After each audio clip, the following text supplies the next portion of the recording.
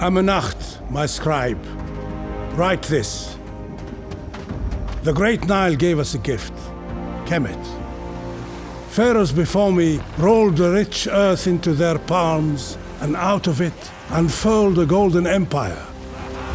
In my dreams, my divine father tells me, protect it. Yet my own children seek to tear it apart.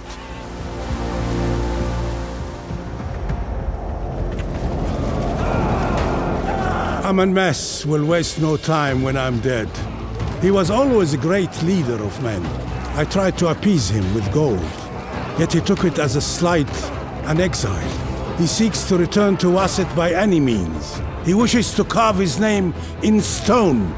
If that is what ruling is to him, then let the desert take him. Let the Nile swallow him.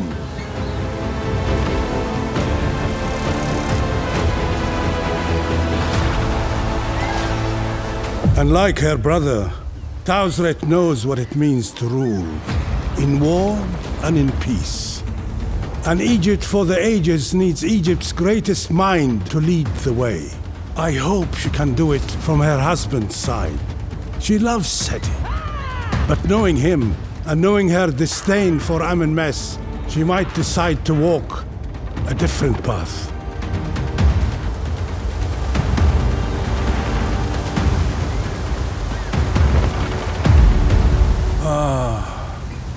My children weigh heavy on my heart, and I dread the feather's judgment. My eyes grow dim, but the falcon's sight must never falter. Across the Payem Sea, a storm is brewing. The Canaanites have churned their desperation into rage. They look west. Their ancestors did it once before, long ago. Egypt must stay vigilant, clear of eye. But I look in my successor's eyes, and all I see is pride and petty anger. Seti's soul is as fragile as his Chopesh hand is strong. He has the strength of will to carry all of Egypt and more. Yet he causes his own people no end of grief. Would that his gentleness went further than his love for Tausret. But he thinks himself a god already, beyond reproach, beholding to no power in this world or the other. I know of one such who was forgotten, and others who are remembered forever in stone. They call us divine, and we believe it. Yet our bodies in their mortal frailty fail in the end. Kemet abides. Bloodlines war over the black soil, and doing so, they seep into it. Souls pass into the fields of reeds, our endless names forgotten. Ramesses, is that name meant to last? The founding father of our bloodline, my own great father. Now, this boy, he is as unruly as his sire is obedient. The old one has changed, and the young one shines ever brighter. Will he burn out on the rocks of Sinai, or engulf my legacy? The sun shines on the Nile, yet all I see is blood in the water.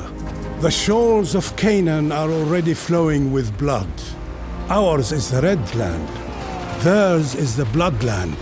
We have claimed it as ours, and so have the Hittites. Was it ever? Their gods are born of elemental grief and rage, and so are their children, and those children grow up.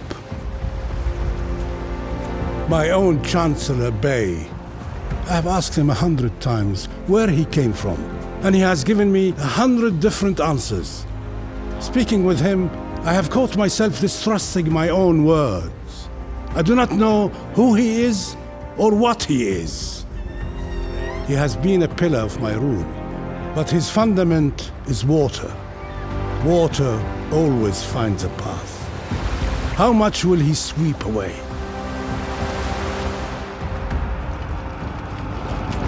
And this one, I know exactly who he is.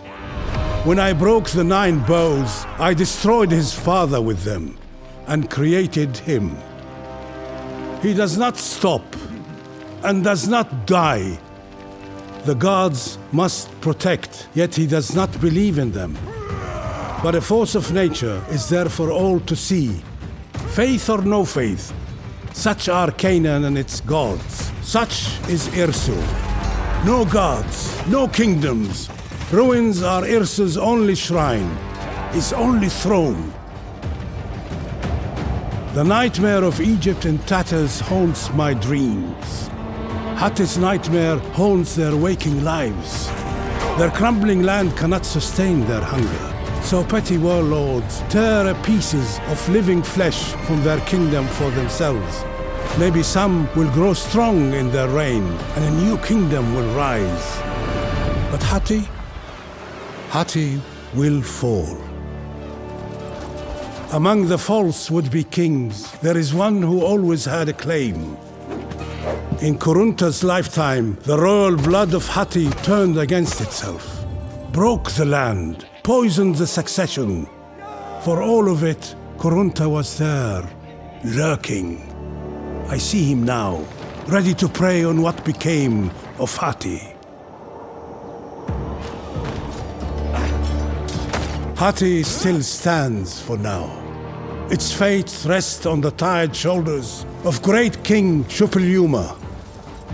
He would not bear to outlive his kingdom, and so he shall die trying to save it.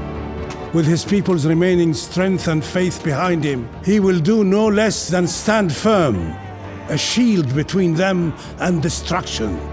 They will do no less than die for him, for now he is Hati.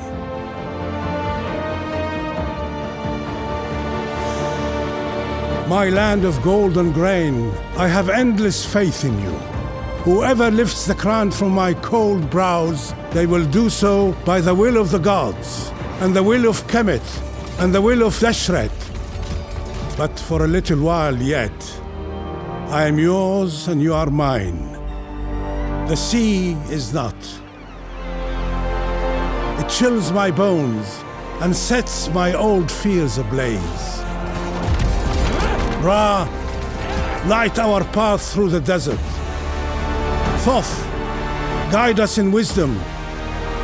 Horus, vanquish our foes. Ma'at, have mercy.